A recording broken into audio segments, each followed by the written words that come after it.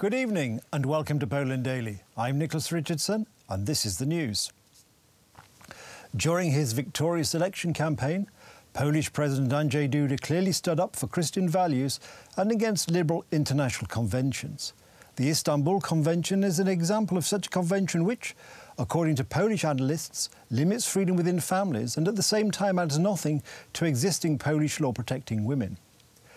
The denunciation of the convention will mean the implementation of the beliefs of Christian voters, which is why today Zbigniew Ziobro, Minister of Justice, announced that on Monday he will file a motion to the Ministry of Family, Labour and Social Policy to take formal steps in order to denounce the Istanbul Convention. Ziobro said that there are provisions in the convention that are of an ideological nature which Poland does not accept and considers harmful. In this context, the Minister of Justice spoke about, among others, the construction of the so-called socio-cultural gender in opposition to biological sex. According to a survey conducted by SW Research for Rzeczpospolita newspaper, half of Poles are in favour of denunciation of the convention.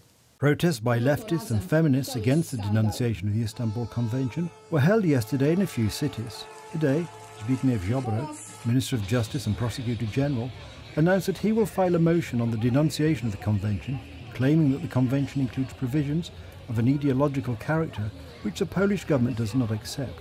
He added that Polish law defends women from domestic violence already. Aside from the regulations regarding the actions against violence towards women, the Istanbul Convention includes many wordings promoting cultural sex instead of biological sex. Representatives of the Yes for Family, No to Gender Ideology legislative initiative demand that Poland denounce the convention and establish the International Family Rights Convention instead. The reason for the establishment of the Yes for Family, No for Gender Ideology initiative is to replace the Istanbul Convention. It should be concluded by every country which did not conclude the Istanbul Convention. I'm really excited that one of the main Hungarian journalists noticed not only our initiative, but also our bill which assumes the conclusion of the International Family Rights Convention. The support of Hungary in the European Union means a lot. Czech, Slovakia and 4 other countries which did not conclude the Istanbul Convention might be our partners as well. If we work together, even more countries will join us, even those which concluded the Istanbul Convention. The left-wing and liberal groupings are against the denunciation of the Istanbul Convention. However, according to the latest survey conducted by SW Research for the Rzeczpospolita newspaper, 62% of respondents are against its denunciation, 15% are for, and 22% do not have an opinion. The denunciation of the Istanbul Convention is an act supporting violence against women. According to representatives of the Ordo Iuris Institute, the Istanbul Convention diagnoses the causes of violence against women improperly. The Istanbul Convention is a very dangerous document because the fact that women are used as a tool to promote ideology in order to influence basic social structures. The Istanbul Convention assumes that the cause of violence are not pathologies, but the social structure itself. I think this attempt is good, but I don't think the left-wing and feminist groupings will calm down. They will be protesting anyway. However, it may be helpful for people who are sure that the Istanbul Convention defends women from violence, but the reality is that it does not. The Istanbul Convention was not concluded by Slovakia, Bulgaria, Czech, Hungary, Latvia, Lithuania and the United Kingdom. President Andrzej Duda took part in the Police Day celebrations today. 80% of Poles believe that police officers perform their duties well, and 71% trust them. This is a good result compared to other Western European nations. 30-lecie odnowienia Policji Polskiej. Today we're celebrating the 30th anniversary of the renewal of the Polish police and the 20th anniversary of the establishment of the Police Central Anti-Corruption Bureau. The effects of your services are most important. Citizen satisfaction and trust are the effects of your good work and good evaluation of your services. I would like to emphasize the fact that it is the highest in history. Over 80% of our citizens are of the opinion that the police carry out their duties very well. Over 71% of our citizens trust our police. Congratulations from the bottom of my heart. This is an amazing achievement. Ladies and gentlemen, this is the effect of your hard work that you do for our society and our homeland. You fulfill your duties very well, and you're building a very high reputation for the police, the authorities of the Republic of Poland, and for our homeland as a safe country. I congratulate you from the bottom of my heart. Thank you. To jest wspaniały wynik. 2 weeks after the presidential election, the Estimator studio surveyed the political preferences of Poles. It turns out that Law and Justice now enjoys 1.1% more support than in the previous survey. Other parties maintained the same level of support, while the Polish People's Party recorded a decisive downward movement in support. United Right received 43.9%. This is 1.1% more than the survey in mid-June. In second place is Civic Coalition with 30.8% of respondents, which is also an increase, in this case by 2.4%. The third slot is taken by United Left with 9.4%, and this is a decrease of 0.2%. Outside the box we have Konfederacja with 8.8% and Polish Coalition with 6.5%. The 100th anniversary of the Battle of Warsaw is approaching. At this battle, the Polish army defeated the much larger Bolshevik army, leading to the battle becoming known as the Miracle on the Vistula. Poles believe that the victory was the result of God's providence.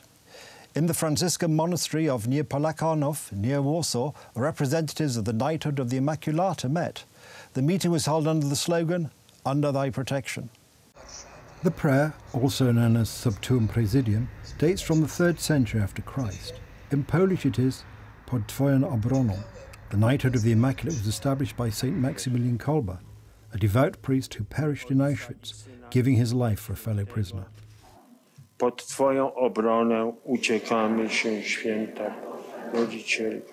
After establishing the community, celebrating the Eucharist, and renewing the act of consecration to the Immaculate Virgin, the pilgrims went for the traditional peace soup. Maria ma opiekę nad każdym człowiekiem. Our Lady takes care of every human being. To be consecrated to her, that is, nothing more wonderful on earth can be met than the care of the Most Holy Mother and family. Najświętszej rodzina. It's my first time in Niepolakanów. As my friend says, I got an invitation from Mary. In 2018, on December the 8th, I joined the chivalry of the Immaculate, persuaded by a lady from our parish. I am happy that since then, my life is going differently. I am closer to the Holy Mother. I discover paths that lead to God.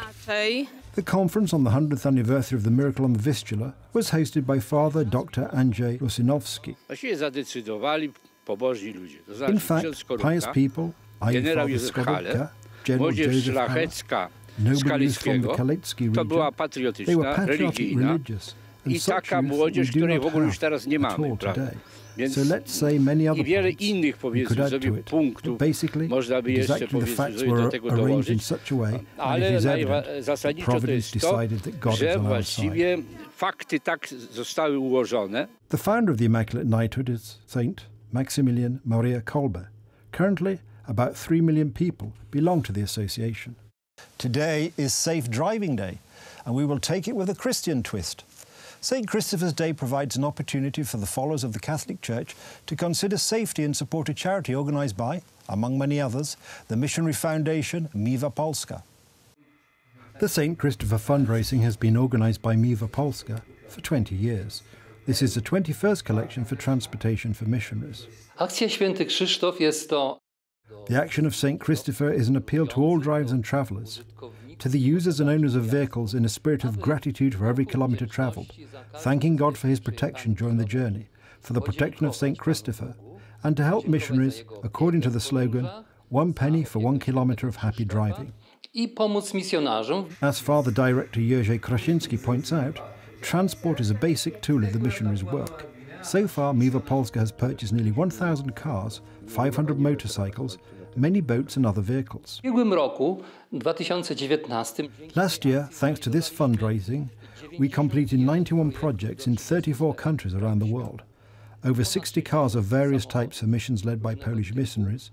In addition, several dozen motorcycles, 150 bicycles for catechists and missionary volunteers. There were also boats and boat engines and an ambulance for Burundi. When there is no transport or ambulance, people can transport someone in a ship or on a bicycle to save human life. It is still the fastest measure they can afford. Apart from the medical support, transport is also used for missionaries in a spiritual aspect. Priests having missions, for example, when I was working in Tanzania. Tanzania is larger than Poland by at least twice, and the distances between villages are very large. The Filipino guy I worked with had 20 stationary churches that were within 50 kilometres of each other, and access is not possible. People often wait for the Mass, which will be once a month, because it is so difficult to get around all the missions.